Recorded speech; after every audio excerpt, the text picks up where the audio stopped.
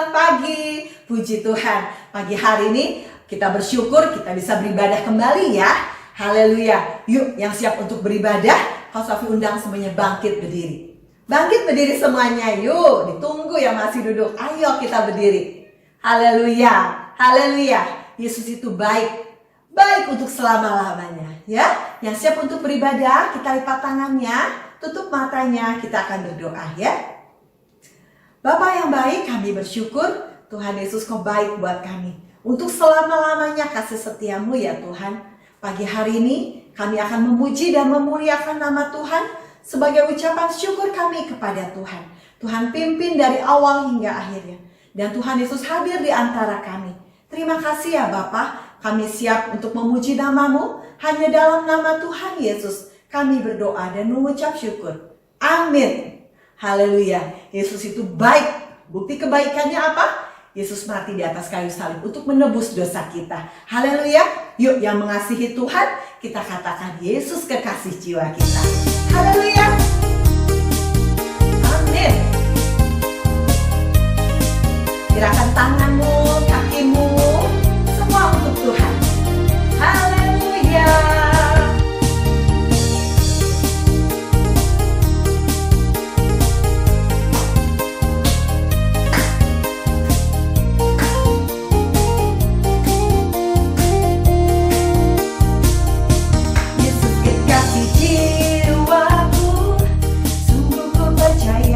Padamu, karena kasih-Mu padaku.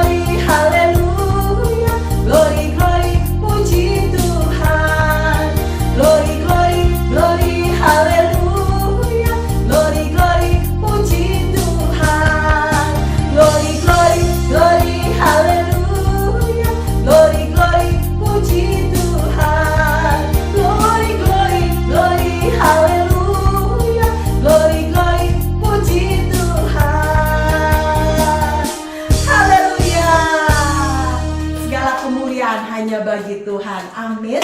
Yesus adalah Allah yang baik, Allah yang besar, Allah yang perkasa. Tapi dia juga adalah sobat kita yang baik, yang sahabat dan dekat dengan kita. Terima kasih Tuhan.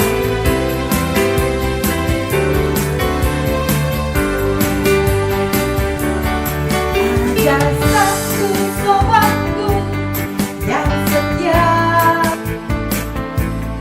tak pernah ia tinggalkan diriku.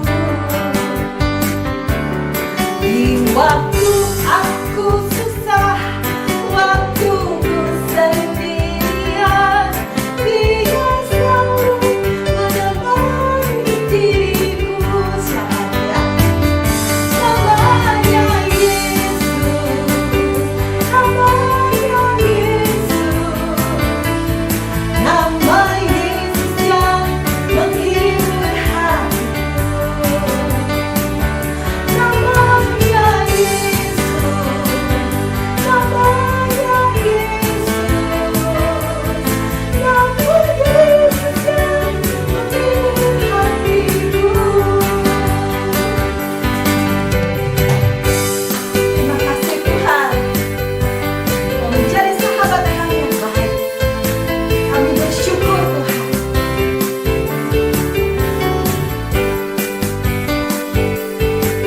Haleluya. Ada satu sobatku yang setia, tak pernah dia tinggalkan diriku. Di waktu aku susah, waktu ku sendirian, dia selalu menemani diriku.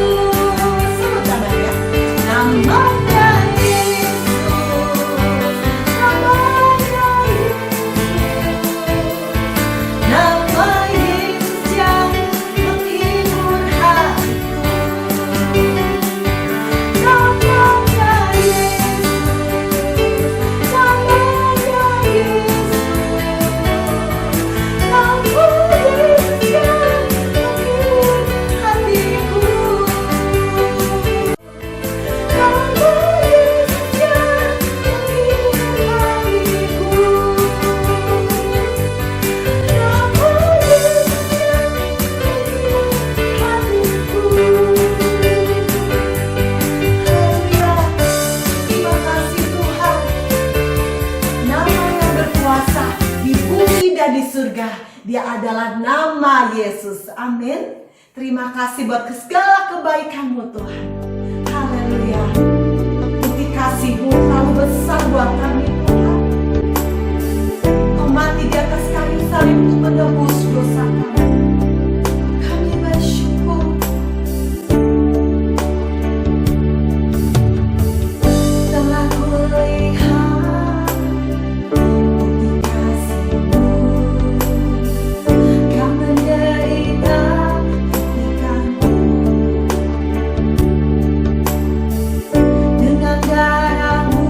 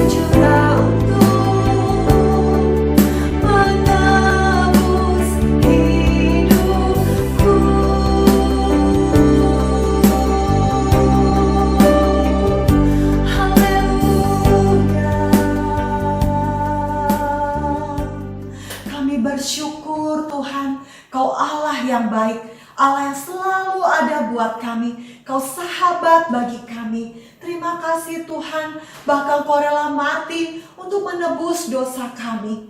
Tuhan, ajar kami untuk kami mengasihi Engkau, untuk kami boleh menghormati Engkau dalam hidup kami. Sebentar kami akan duduk diam untuk mendengarkan firman-Mu. Mari berbicaralah Tuhan, kami siap untuk mendengar. Berkati kakak guru kami yang akan bercerita. Kiranya hikmat dari Tuhan dan Roh Kudus menyertainya.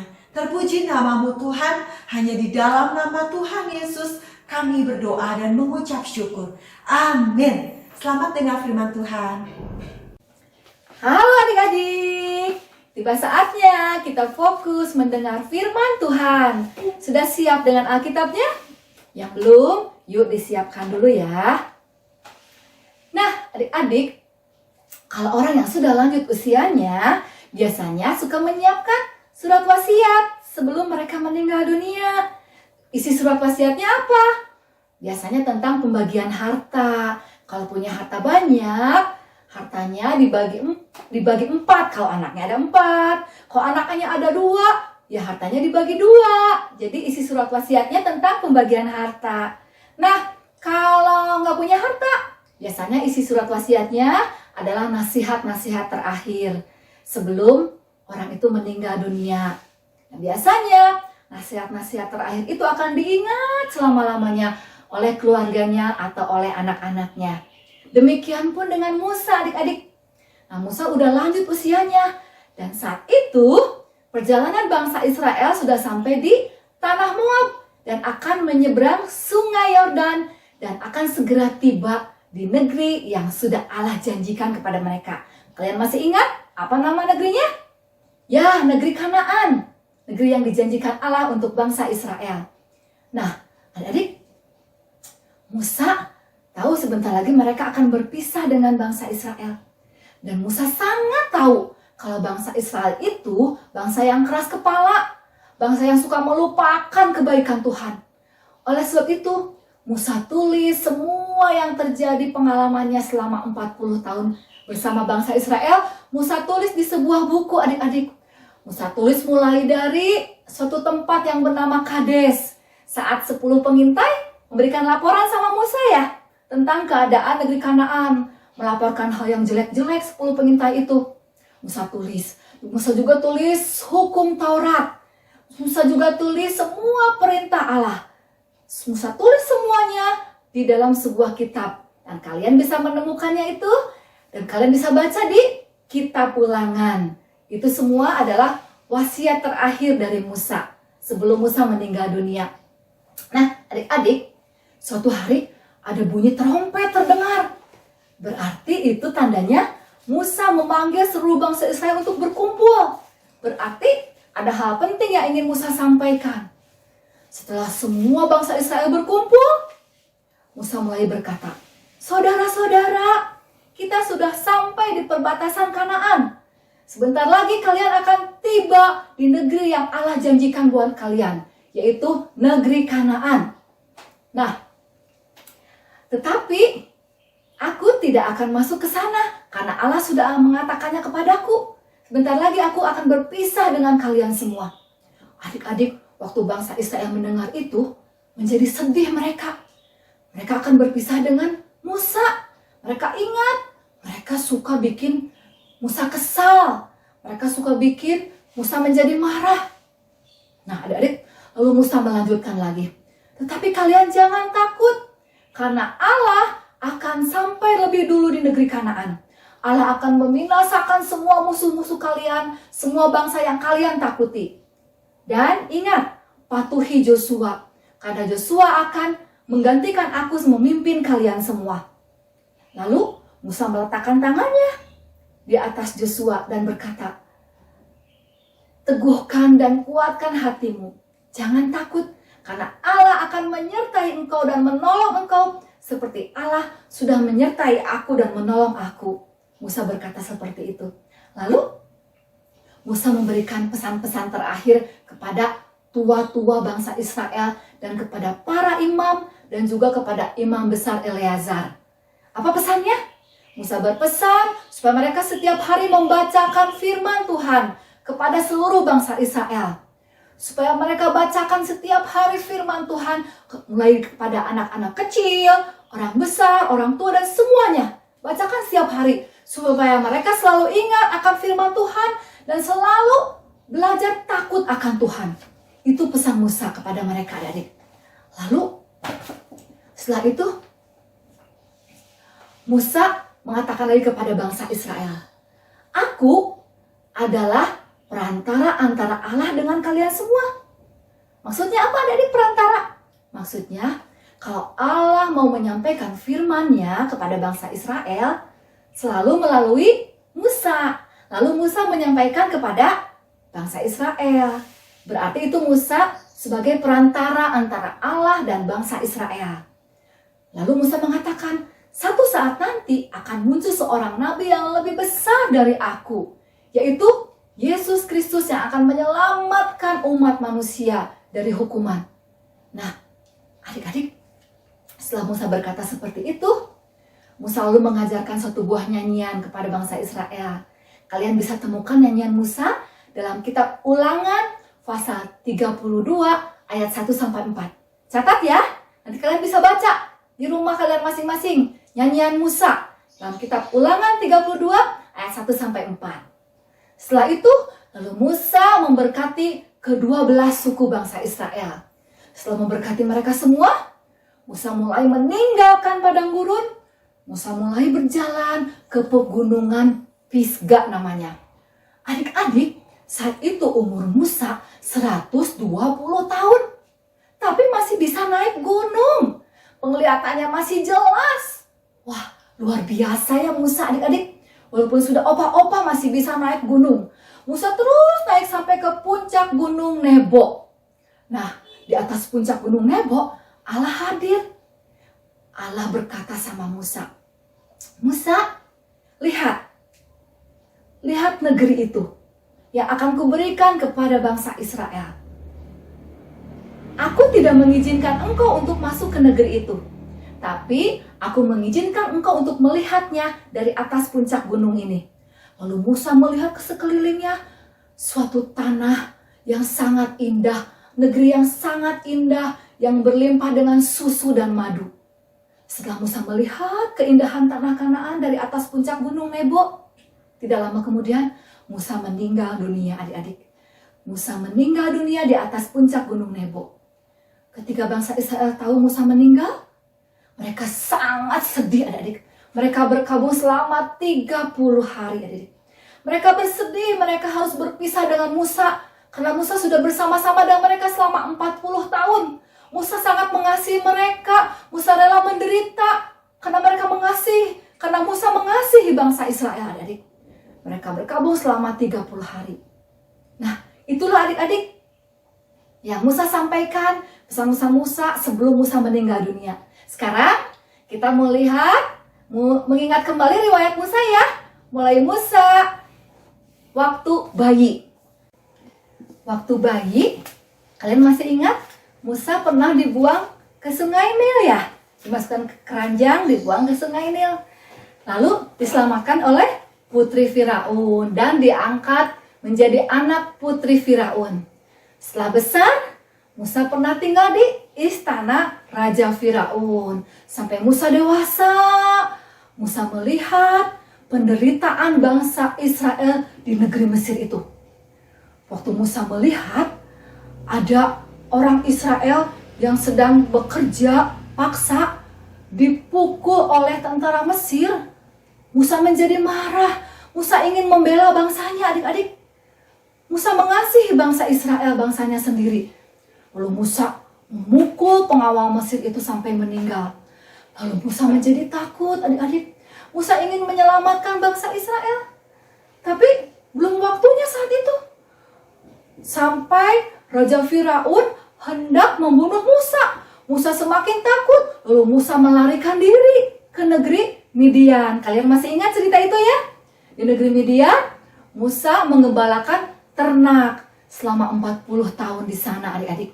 Lalu Allah mengutus lagi Musa untuk kembali ke negeri Mesir untuk menyelamatkan bangsa Israel yang ada di sana, yang sedang menderita, harus kerja paksa di sana, adik-adik.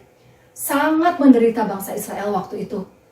Musa kembali lagi ke negeri Mesir, disertai oleh Harun. Mereka berdua datang ke istana raja untuk menghadap Raja Firaun, supaya Raja Firaun mengizinkan bangsa Israel untuk pergi dari negeri Mesir. Tapi Raja Firaun mengeraskan hatinya, tidak mengizinkan adik-adik. Sampai akhirnya Allah menurunkan 10 tulah. Kalian masih ingat ya tentang 10 tulah yang Allah kirim? Sampai tulah yang terakhir, kematian anak sulung dari orang-orang Mesir dan kematian anak sulung dari anak Raja Firaun, adik-adik. Nah, adik-adik, setelah mengalami hal itu, barulah Raja Firaun mengizinkan bangsa Israel untuk pergi dari negeri Mesir. Bangsa Israel pergi, dipimpin oleh Musa saat itu. Sampai suatu saat, mereka dikejar oleh tentara Mesir. Dan Musa dengan tongkatnya membelah laut Teberau. Masih ingat cerita itu ya? Sampai di tengah-tengah laut jalanannya menjadi kering. Bangsa Israel bisa menyeberang sampai ke seberang dengan selamat. Lalu air lautnya menutup lagi seperti biasa. Dan tentara-tentara Mesir banyak yang tenggelam di dalam laut Teberau saat itu. Nah, adik-adik, bangsa Israel juga pernah memberontak, minta air dan roti kepada Musa karena mereka bosan makan mana setiap hari. Sampai akhirnya karena mereka ngomel-ngomel, bersungut-sungut terus, akhirnya Allah kirimkan ular yang banyak, menggigit, mematuk orang-orang Israel yang suka bersungut-sungut. Banyak yang mati, adik-adik, digigit oleh ular. Lalu Musa membuat ular dari tembaga di atas tiang. Dan siapa saja orang Israel yang digigit ular dan memandang ular tembaga itu, mereka akan selamat, tidak akan sampai mati. Nah, adik-adik, itu melambangkan pengorbanan Tuhan di kayu salib. Barang siapa yang memandang salib Tuhan Yesus, artinya yang percaya bahwa Tuhan Yesus sudah berkorban untuk menyelamatkan mereka, maka mereka akan selamat. Nah, adik-adik, kehidupan Musa sejak bayi sampai meninggal itu menunjuk kepada Tuhan Yesus. Musa rela menderita bersama bangsa Israel, adik-adik. Musa mengasihi bangsa Israel sampai Musa meninggal dunia untuk menyelamatkan bangsa Israel dari perbudakan di negeri Mesir. Musa mengasihi bangsa Israel. Tuhan Yesus lebih lagi mengasihi kita. Kasih Tuhan lebih besar daripada kasih Musa kepada bangsa Israel.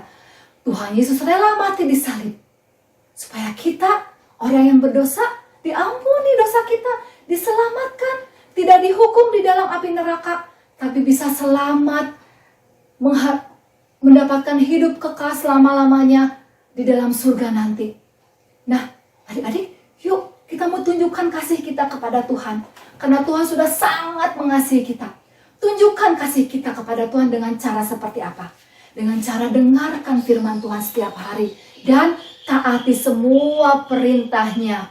Nah, adik-adik, seperti super ayat kita hari ini, yuk kita buka di dalam Yohanes 14 ayat 21. Yuk dibuka Alkitabnya dan kita baca dengan suara yang keras. Yohanes 14 ayat 21. Sudah dapat semuanya? 2, 3. Barang siapa memegang perintahku dan melakukannya, dialah yang mengasihi aku. Dan barang siapa mengasihi aku, ia akan dikasihi oleh Bapa-Ku, dan aku pun akan mengasihi dia dan akan menyatakan diriku kepadanya. Amin. Sekali lagi sama-sama. Yuk, pakai gerakannya ya. Yohanes 14 ayat 21. Barang siapa memegang perintahku dan melakukannya, dialah yang mengasihi aku. Dan barang siapa mengasihi aku, ia akan dikasihi oleh Bapa-Ku. Dan aku pun akan mengasihi dia dan akan menyatakan diriku kepadanya. Amin. Nah, ada dihafalkan ya super ayatnya ya. Dan ingat super ayat kita mengatakan, pegang perintah Tuhan artinya apa? Lakukan perintah Tuhan. Dengar firman Tuhan dan lakukan firman Tuhan. Berarti kita adalah orang-orang yang mengasihi Tuhan. Yuk, kita mau berdoa. Tuhan Yesus ada di tengah-tengah kita. Kita mau berdoa mengucap syukur dengan segenap hati kita. Terima kasih Tuhan untuk firman-Mu pagi hari ini.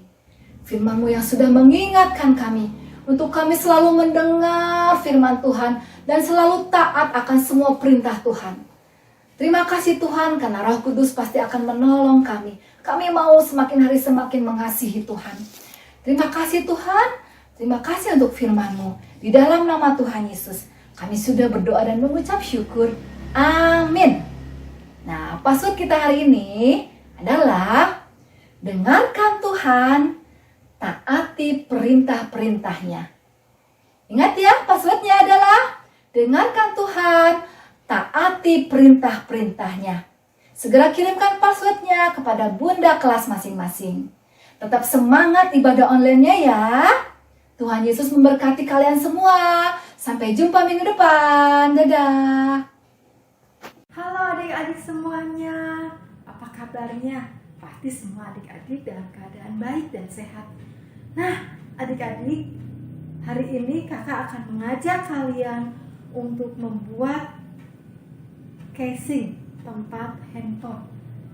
Bahan-bahan yang diperlukan adalah sebagai berikut.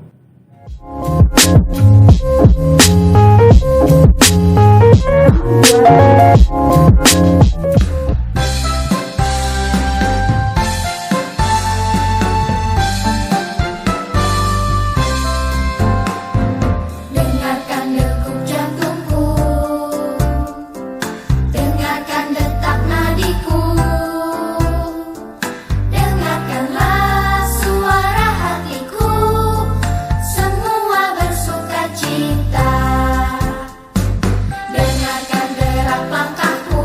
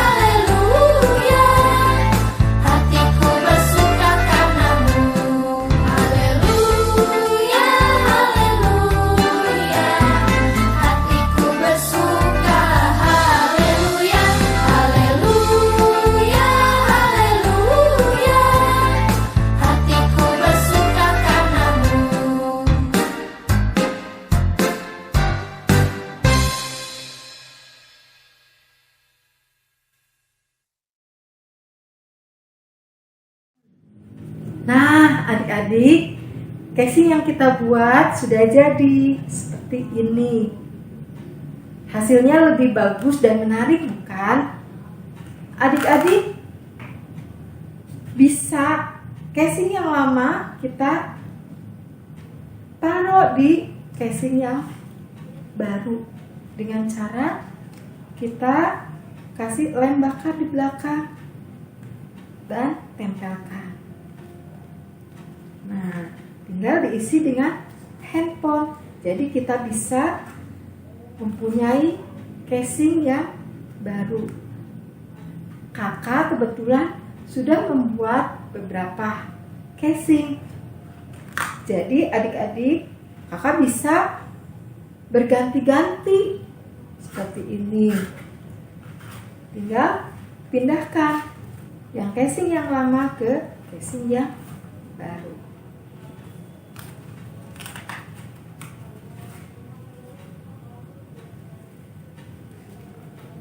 Oke adik-adik, aktivitas sampai di sini.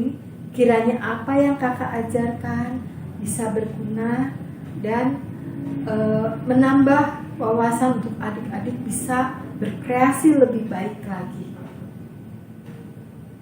Sampai di sini, sampai jumpa lagi. Tuhan memberkati. Dadah.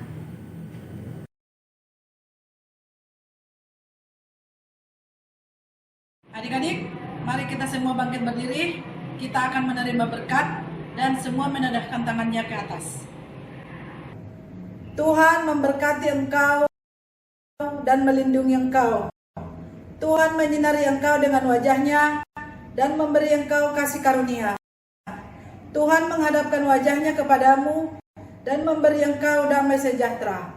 Berkat dari Allah Bapa menyertai kita semua. Amin.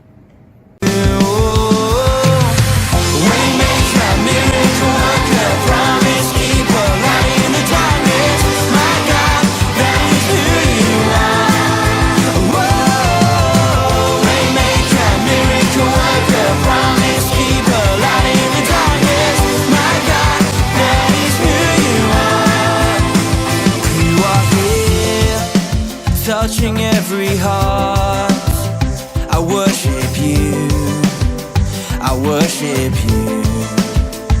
You are here, healing every heart, I worship you, I worship you.